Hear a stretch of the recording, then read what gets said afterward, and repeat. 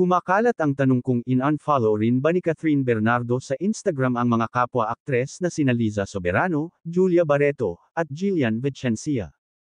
Ito ay nang mapansin ng ilang fans ang kawalan ng mga pangalan ng mga ito sa listahan ng mga sinusundan ni Catherine, na nag-ugma sa pag-unfollow niya sa kanyang dating nobyo na si Daniel Padilla noong ika-10 ng Enero, 2024. Na-verify ng pep.ph na wala ng follow si Catherine kay Liza, Julia, at Jillian sa Instagram, bagaman sila ay patuloy na sumusunod sa kanya.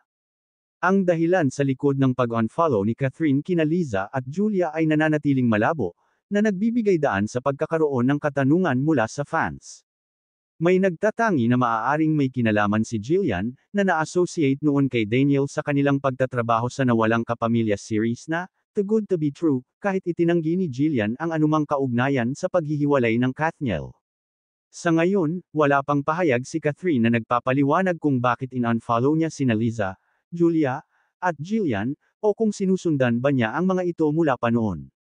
Ang koneksyon din ng kanyang mga aksyon sa hiwalayan nila ni Daniel ay nananatiling hindi malinaw.